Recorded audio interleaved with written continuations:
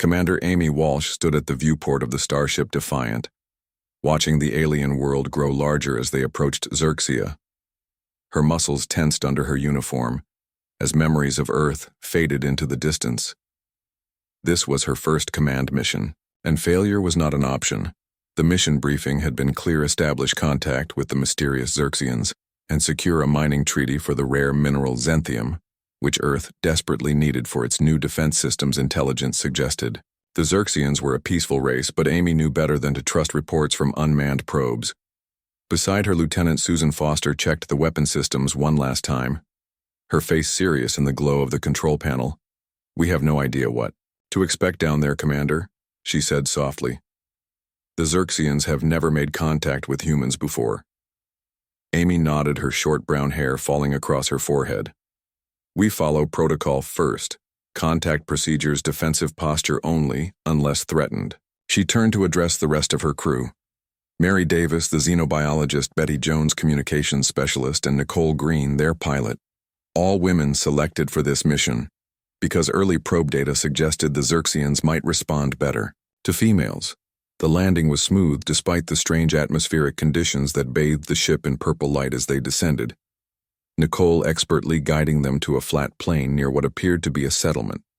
The structures were unlike anything Amy had seen before, buildings that seemed to grow from the ground like crystal formations twisted toward the twin suns overhead. "Suit up," Amy ordered, checking the seals on her own exosuit. "The atmosphere is breathable according to our scans, but we take no chances until Mary confirms it's safe." The team exited the ship, weapons holstered, but easily accessible, Amy leading the way across the purple soil that crunched beneath their boots. Like frost, the air smelled sweet, almost like honey mixed with something metallic, and the gravity was slightly lighter than Earth, making each step feel buoyant. They hadn't gone far when Amy spotted movement at the edge of the settlement. Tall, slender figures moving with fluid grace toward them. There were 5 of them, each at least 7 feet tall, with iridescent skin that shifted colors like oil on water. They were unmistakably female, with elongated limbs and large almond-shaped eyes that glowed with an inner light. Amy raised her empty hands in the universal gesture of "Peace, we come from Earth," she said clearly, knowing the universal translator would convert her words to whatever language the aliens used. "We seek peaceful contact."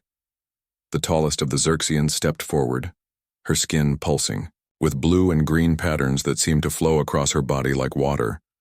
She made a series of musical clicks and whistles that the translator in Amy's ear converted to English. "Welcome, travelers from distant stars. I am Matriarch Zalia, leader of the Eastern Hive. We have been expecting you." Amy felt a chill run down her spine. They had been expecting them. How was that possible? The mission had been classified, as if reading her thoughts. Zalia continued. "We have been monitoring your communications. For some time we find your species fascinating. So similar to our own, yet so different. Please come. We have prepared a place for you." Susan tensed beside Amy, her hand drifting toward her weapon, but Amy subtly shook her head. They needed this alliance. Earth was counting on them. She would follow the Xerxians but remain alert. The settlement was even more beautiful, up-close buildings that seemed alive, somehow pulsing with soft light as they approached. Inside, the structures were spacious with furniture that grew from the floors and walls. The Xerxians guided them to a central chamber, where a circle of what appeared to be elders waited, their skin patterns more complex than the others. Amy and her team sat in the offered chairs, which molded to their bodies as they settled into them. "Uncomfortably comfortable," Mary whispered, as her chair adjusted to her exact shape. Zalia joined the circle of elders, her height even more impressive as she towered over the seated humans. "We have watched your kind for many cycles," she began, her voice melodic through the translator. "We know of your wars, your triumphs, your struggles. Earth faces great danger now." "Yes, how do you know that?" Amy asked carefully, not confirming or denying. The matriarch made a gesture, and the center of the room illuminated with a holographic display showing Earth surrounded by unfamiliar ships. "Our farseers have glimpsed what approaches your world. The Krell Dominion has set its sights on your resources. They will arrive within one of your Earth years."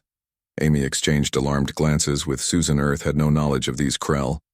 The defense systems being built were for theoretical threats, not an actual invasion force already on its way. Who are the Krell? Mary asked, leaning forward, the most feared warriors in this sector of the galaxy. Zelia replied, her skin darkening to deep purple.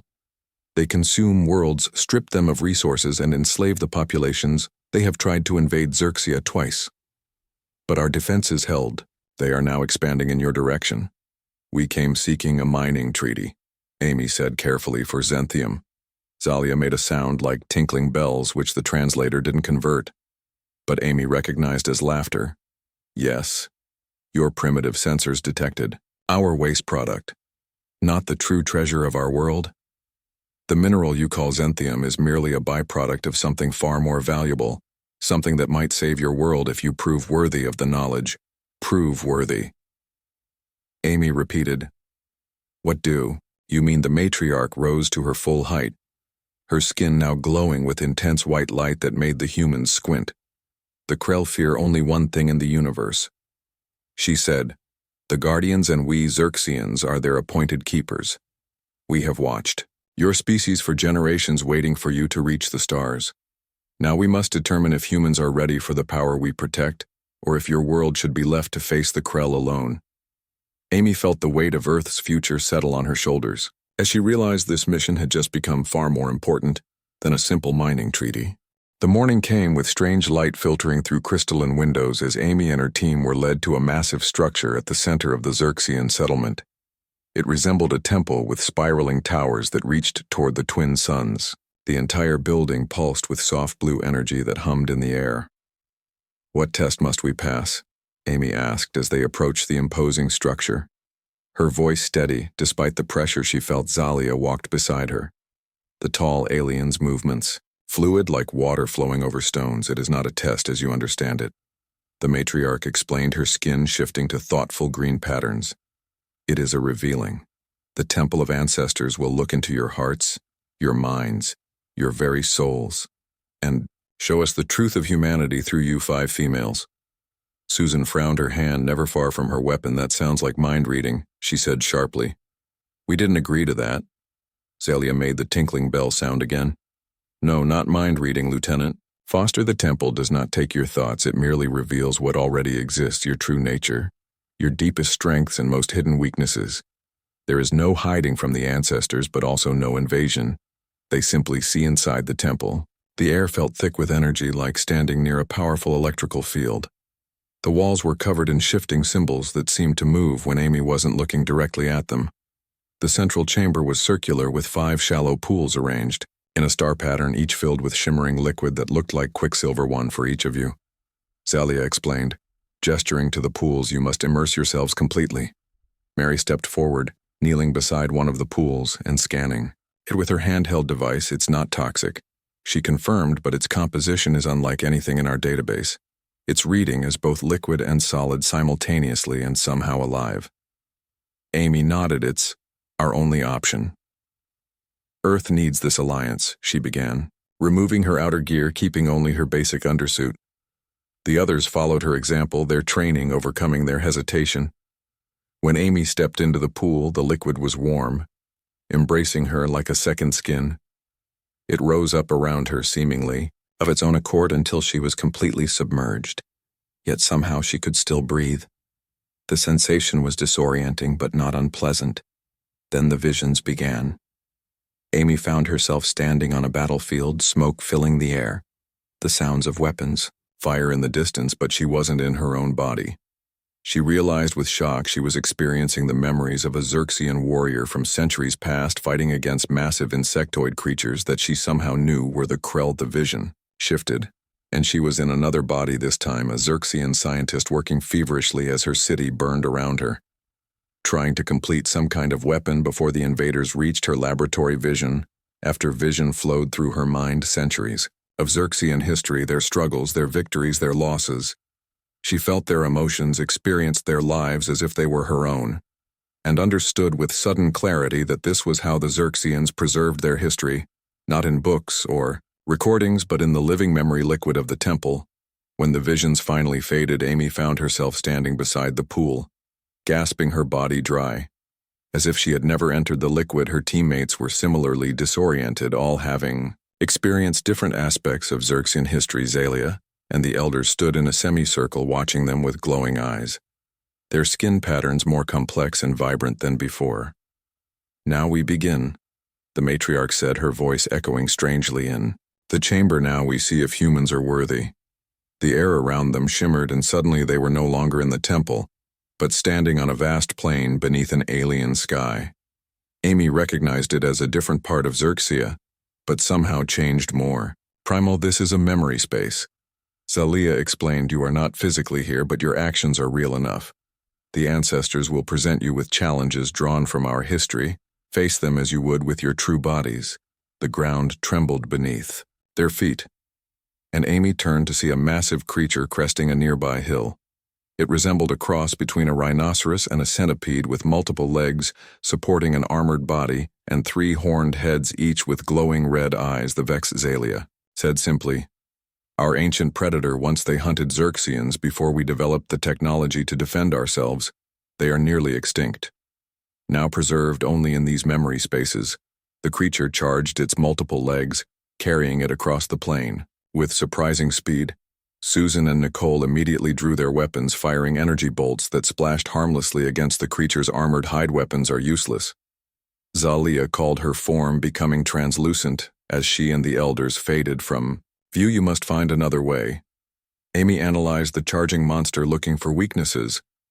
The Xerxian memories she had absorbed flashed through her mind, showing her how the ancient hunters had defeated such beasts. Not with weapons, but with knowledge. "The joints," she shouted to her team. "Spread out, target the leg joints when it turns." The Vex charged past them, its bulk missing Amy by inches. As she rolled aside, the team scattered as she had ordered, each taking position around the beast. Nicole fired a precise shot at the joint where one massive leg connected to the body. The creature roared as the leg buckled. Mary, who had been scanning the beast with her devices, called out, "The neck plates shift when it turns. The armor separates there." Amy saw her opportunity as the Vex turned to charge again. She sprinted toward it, timing her move perfectly as she leapt onto its back, grabbing the shifting plates at its neck and pulling with all her strength, the augmented muscles in her exosuit giving her inhuman power. With a scream of effort, she ripped the protective plate free, exposing sensitive flesh beneath. Susan didn't hesitate, firing 3 rapid shots into the exposed area. The Vex collapsed with a ground-shaking thud, its legs thrashing, before going still as the creature faded from existence like mist in sunlight. Zalia and the elders reappeared, their skin pulsing with bright patterns that Amy now recognized as approval. "You used both strength and intelligence," the matriarch said. "Wisdom and power in balance. The first trial is complete." But before Amy could respond, the scene shifted again, and they found themselves standing in what appeared to be a Xerxian city under attack, buildings burning around them as strange ships roared overhead, dropping explosive devices that shattered the crystal structures. "The Krell," Susan whispered, recognizing the ships from the holographic display they had been shown. "Save them," Zalia commanded, her voice fading as she and the elders disappeared. "Again, save our young." Amy spotted them then, a group of young Xerxians huddled in a partially collapsed building across an open plaza, with Krell soldiers closing in from all sides. Insectoid warriors carrying energy weapons, their chitinous armor gleaming in the firelight. The second trial had begun. Amy assessed the situation quickly. The Krell soldiers were moving methodically through the burning city, their insectoid forms clicking and chittering as they communicated with each other. The young Xerxians, perhaps 20 in total, were trapped in the collapsing building with no apparent escape route. Direct confrontation would be suicide. Amy thought the 5 humans against at least 30 heavily armed Krell warriors, but the memory visions had shown her something else. The ancient Xerxians had used the very architecture of their cities as weapons. "Mary, I need your scanner," she said, holding out her hand as the xenobiologist passed over the device. Amy quickly calibrated it, searching for the energy signatures she had seen in the visions. "There they are," she muttered, locating the power conduits that ran beneath the crystal city. "Susan, take Nicole and create a diversion on the far side of the plaza. Betty, you and Mary get to that control panel." She pointed to a partially hidden alcove. "On a nearby building, we need to redirect the city's defense grids." Susan and Nicole moved away, drawing the attention of several Krell with carefully placed shots. Amy led Mary and Betty through the shadows toward the control panel, the Xerxian. Technology was complex, but thanks to the memory liquid, Amy understood enough to access the basic systems. The panel responded to her touch, illuminating with symbols that shifted and changed. Mary quickly translated, using what she had learned from the visions. It's asking for authentication, she whispered. Amy placed her palm flat against the central crystal, remembering how the Xerxian commanders had done this. In the visions, the panel flashed green, recognizing not her handprint, but the residual energy from the temple still flowing through her body. The city is alive, Betty said with wonder. As Amy navigated through the control systems, she could feel it responding to her. The crystal buildings vibrating slightly as ancient defense protocols were activated. Across the plaza, Susan and Nicole had drawn nearly half the Krell force away from the trapped younglings, but the remaining soldiers were closing in on the building, their weapons cutting through the weakened structure. Now, Amy whispered, pressing the final sequence. The ground beneath the Krell soldiers suddenly liquefied as the crystal composition changed state, becoming fluid for just a moment, long enough to swallow the surprised warriors, before solidifying again, trapping them. Up to their thoraxes in the hardened material, go, Amy shouted to Susan and Nicole, who immediately broke from their position, sprinting toward the trapped younglings while the Krell soldiers struggled uselessly against their crystal prison. Betty, stay here and maintain the defense grid, Amy ordered, as she and Mary raced to join their teammates at the building. The structure was becoming increasingly unstable, large sections of crystal breaking away as the fire weakened its integrity. Inside they found the young Xerxians huddled together, their skin pale with fear, the smallest ones no larger than human children, though Amy guessed they were actually adolescents, based on their proportions. The ceiling won't hold much longer, Nicole warned as a large crack spread across the remaining support structure. Amy spotted a lower level beneath them, a maintenance tunnel that led away from the plaza. We need to get them underground, she said quickly, kneeling beside a section of flooring and pulling it away to reveal the passage. Mary spoke to the younglings in halting Xerxian phrases she had picked up from the memory liquid. Gesturing toward the opening, the young aliens responded immediately, understanding the urgency as they began climbing down into the tunnel. A massive explosion rocked the building as the Krell who had escaped the trap launched a new attack. Susan fired back from her position by the door, buying them precious seconds. The last of the younglings disappeared into the tunnel as the ceiling began to collapse. Amy pushed Mary toward the opening next. Then Nicole, Amy, and Susan dove in last just as the entire structure came down behind them. The tunnel was dark, lit only by the bioluminescent glow of the young Xerxians' skin as they moved quickly through the narrow passage, Amy in the lead, followed by the younglings with her team taking up the rear, guarding against pursuit. They emerged from the tunnel nearly a mile away in what appeared to be a park or garden area, the crystal vegetation providing cover as Amy quickly assessed their surroundings for threats, finding none. She allowed herself a moment to breathe. We did it, Susan said softly, counting the younglings, all 20 present, and unharmed, their skin now pulsing with relieved blue patterns. But their victory was short-lived as the air shimmered around them, and they found themselves standing once more in the temple, the pools of memory liquid still gleaming in the strange light. Zalia and the elders watched them, their expressions unreadable. You saved our young, the matriarch said at last, her skin brightening when many species would have prioritized engaging the enemy or securing technology. You chose to protect the defenseless ones. This tells us much about humanity. Amy stood tall despite her exhaustion. Our mission is to protect, not destroy, she said simply. We came seeking resources, but not at the cost of life. Zalia nodded slowly, her long fingers touching in a gesture Amy now recognized as approval. But the final trial remains, she said, and it is the most difficult, for it will test not your courage or your compassion, but your wisdom. The air shimmered again, and this time they found themselves in what appeared to be a Xerxian laboratory, vast and complex with technology beyond anything Amy had seen on Earth. A large containment field dominated the center of the room, holding what appeared to be a swirling mass of pure energy, so bright it hurt to look at directly. Behold, the matriarch said, appearing beside them. This is what the Krell truly seek, what they have hunted across 1,000 worlds, the essence of the Guardians. What is it? Mary asked, her scientific curiosity overwhelming her caution. It is power. Zalia replied simply, the knowledge and energy of a species that transcended physical form.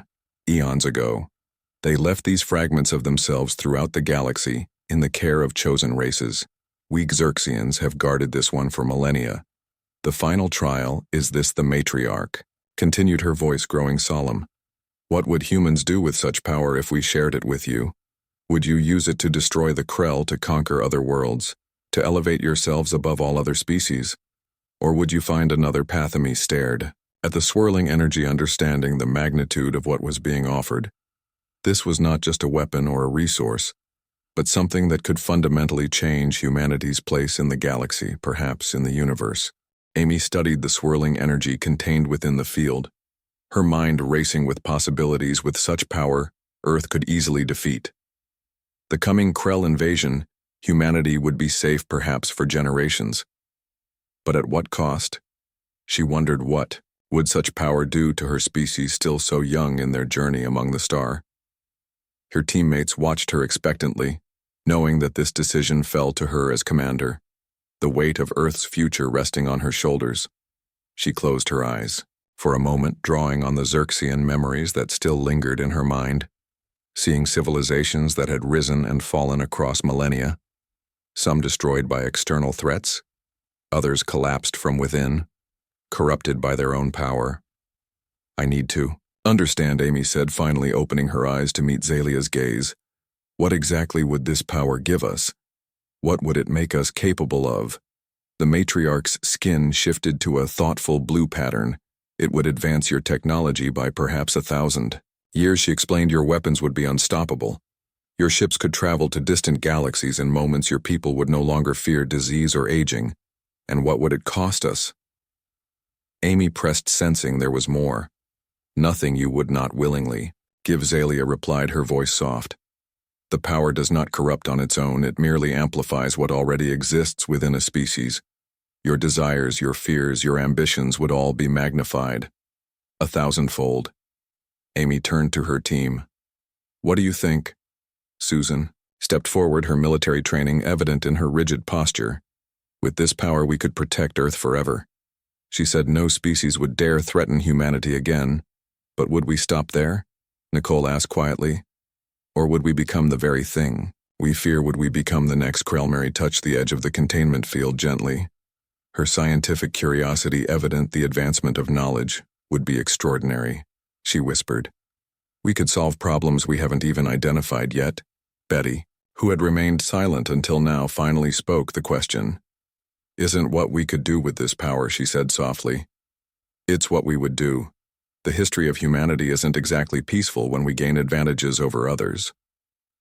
Amy nodded slowly, understanding the truth of Betty's words. She turned back to Zalia, her decision made. I cannot accept this power, she said firmly.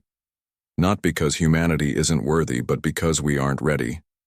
We still have too much to learn about ourselves before we can safely wield such technology. The Krell threat is real. But taking a shortcut to advancement would only lead us down a similar path as theirs. The matriarch's skin brightened considerably. You choose wisdom over power, she said, and restraint over dominance. This is not the answer most species give when faced with extinction. Amy stood her ground even as part of her questioned her own decision.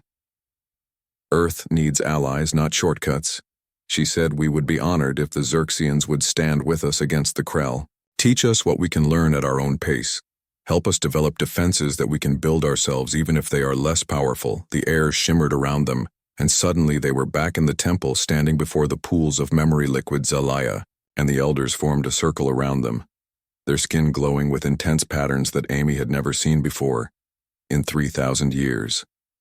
The matriarch said, her voice resonating in the chamber. 17 species have faced the trials. Most chose power when offered, some chose destruction, but very few chose the path of natural growth and alliance. The elders moved forward, each placing a hand on the forehead of one of the human women.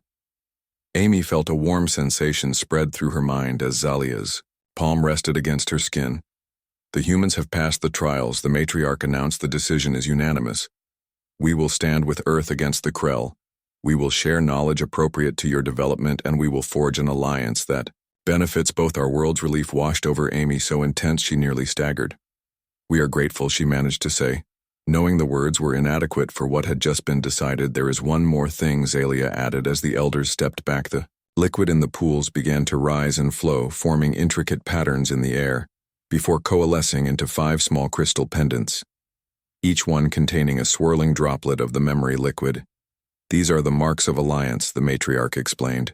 As the pendants floated toward the human women settling around their necks, they will identify you as friends of Xerxia to all our people, and they contain a small portion of our ancestral knowledge accessible to you when needed. They are not the power you refused, but they are the wisdom you have earned. Amy touched the pendant, feeling a gentle warmth against her skin, and a subtle connection to something vast and ancient, like standing at the edge of an ocean and sensing its immensity without being overwhelmed by it.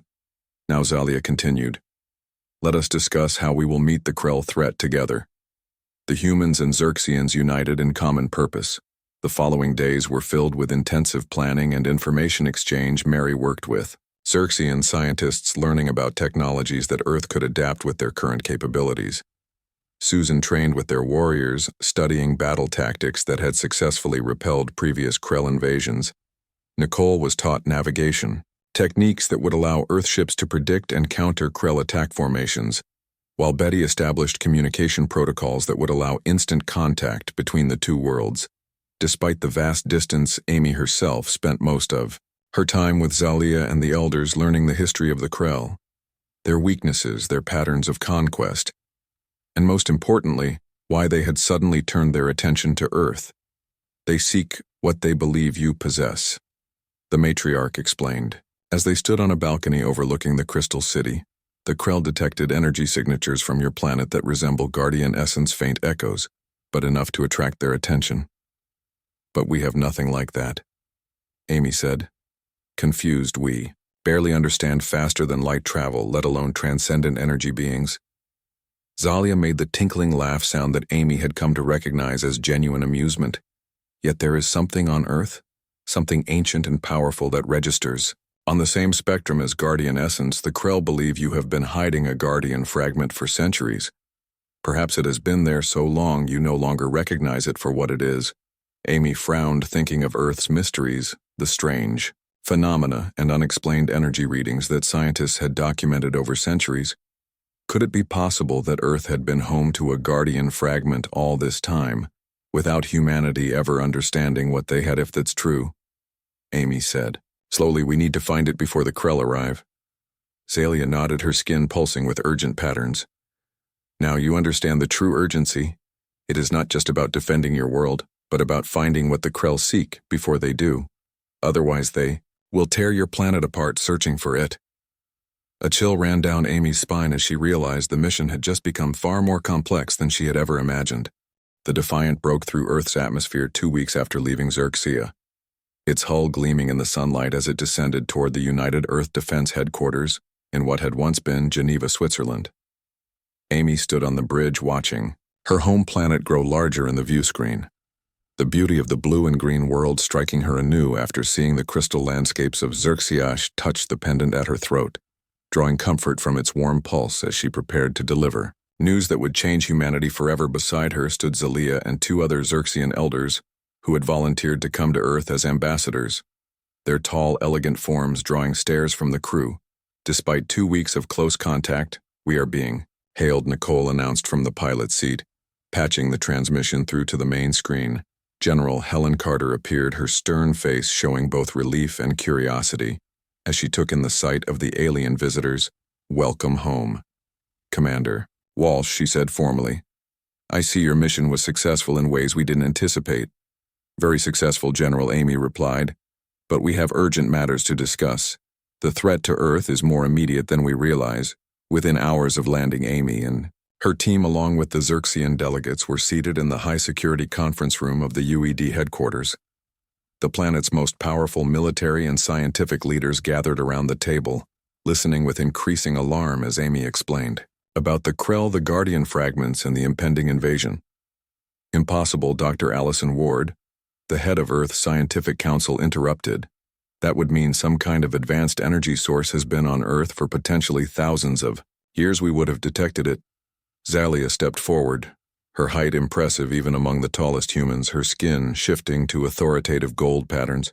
Your instruments would not recognize it for what it is, she explained through the translator. Just as you cannot see certain wavelengths of light without special equipment, you would not recognize Guardian Essence without knowing what to look for. The Xerxian elder raised her hand, and a holographic display appeared in the center of the table, showing a map of Earth with several pulsing points of light. Each one corresponds to an energy signature that matches the spectral pattern of Guardian Essence. She said some are natural formations that merely resemble the pattern, but one we believe is genuine. The largest pulse of light centered over a region in the Tibetan Plateau, an area known for strange magnetic anomalies and unexplained phenomena that had puzzled Earth scientists for centuries. Dr. Ward leaned forward, studying the display.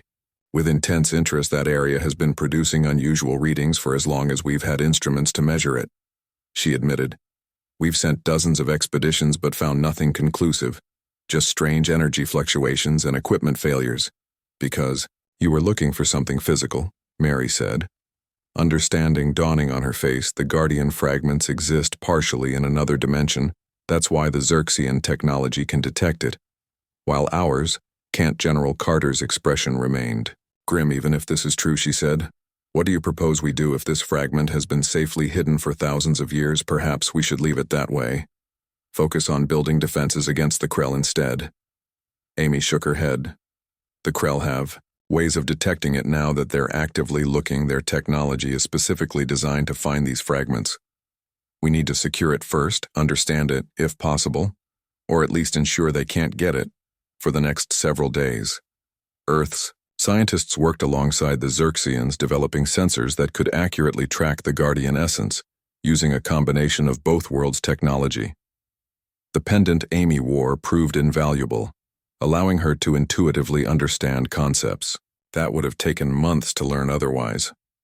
Finally, an expedition was ready. Amy insisted on leading it, despite General Carter's reluctance, alongside Mary Susan and a team of Earth's best scientists and Special Forces soldiers. Zalia and one other Xerxian elder accompanied them as guides. The Tibetan Plateau stretched before them, vast and ancient, as their transport landed in a remote valley, surrounded by towering mountains. Snow-capped peaks disappearing into the clouds. The air was thin and cold at this altitude, the landscape barren except for hardy grasses and small alpine flowers. This place has been sacred to the local people for millennia, Mary noted as they unloaded their equipment. Legends speak of gods and spirits dwelling within the mountains, of lights in the sky and strange phenomena.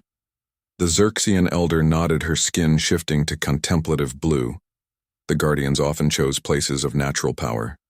She said, places where the barrier between dimensions is already thin. Your ancestors may have sensed their presence without understanding what they felt. The expedition established a base camp at the foot of the largest mountain, setting up the specialized detection equipment designed to pinpoint the exact location of the energy signature. Amy felt a strange tingling through her pendant, growing stronger as they moved up the mountainside. Something is definitely here, Susan said, checking the readings on her scanner. The energy patterns are unlike anything we've ever recorded, but they match the Xerxian profiles exactly. They followed the increasing energy signature to what appeared to be a simple cave entrance, partially hidden behind a waterfall frozen in the mountain chill. The Special Forces team secured the perimeter as Amy, Mary, and the scientists prepared to enter, with Zalia leading the way. The cave looked ordinary at first, a natural formation in the ancient stone. But as they moved deeper, the walls began to show signs of artificial modification, smooth sections with faint geometric patterns that glowed softly when touched. The pendant at Amy's throat pulsed stronger with each step until it was warm against her skin, almost vibrating with energy. The passage opened suddenly into a vast chamber that could not possibly fit within the mountain. Amy realized they had crossed some kind of dimensional threshold. The space before them seemed to extend infinitely in all directions, yet somehow remained contained. Walls of shifting light formed impossible geometries as a soft humming filled the air. In the center of the chamber, suspended in midair, was a swirling mass of energy similar to what Amy had seen in the Xerxian laboratory, but far larger and more complex patterns of light danced, within it forming and reforming like living mathematics. The Guardian Fragment. Zalia whispered, her voice filled with awe much larger than ours. Your world has been blessed indeed. Mary's scientific instruments went haywire in the presence of the fragment, screens displaying impossible readings before shutting down completely this energy.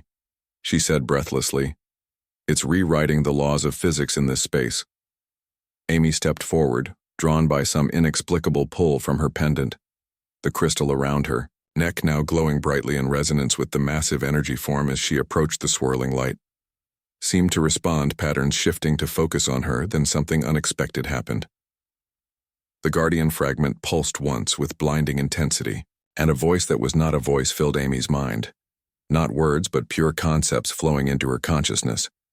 "They come," the voice conveyed, showing her images of the Krell fleet already entering the solar system, moving faster than Earth's sensors could detect. The invasion was not coming in months as they had believed, but days, perhaps hours. "We need to warn Earth." Amy gasped, turning to the others. "They're already here." But before anyone could respond, the chamber shuddered violently, rocks falling from the ceiling. As a massive explosion echoed from outside, the Krell had found them. Susan's communication device crackled to life. "Commander," the Special Forces captain shouted over the sound of weapons fire, "we're under attack. Unknown ships just appeared in orbit. They're landing troops all over the mountain." Amy looked to Zalia, her mind racing with impossible decisions. "We can't let them reach the fragment," she said, "but we can't move it either." The Xerxian elder's skin darkened to deep purple. "There is another way," she said solemnly, placing her hand on Amy's pendant. "This is why you were chosen, why all of you were tested. The Guardians left their knowledge not just to be protected, but to be used when needed." Amy understood suddenly what Zalia was suggesting. The fragments contained not just energy but consciousness, the essence of beings that had transcended physical form millennia ago. They could not use the power as a weapon, but they could communicate with it, ask for help with no time to hesitate. Amy stepped forward into the swirling energy, her teammates crying out in alarm behind her. The fragment enveloped her, not burning as she had feared, but embracing her like the memory liquid had done, her mind expanding as knowledge beyond human comprehension flowed into her. When Amy emerged moments later, she was changed, not physically but fundamentally.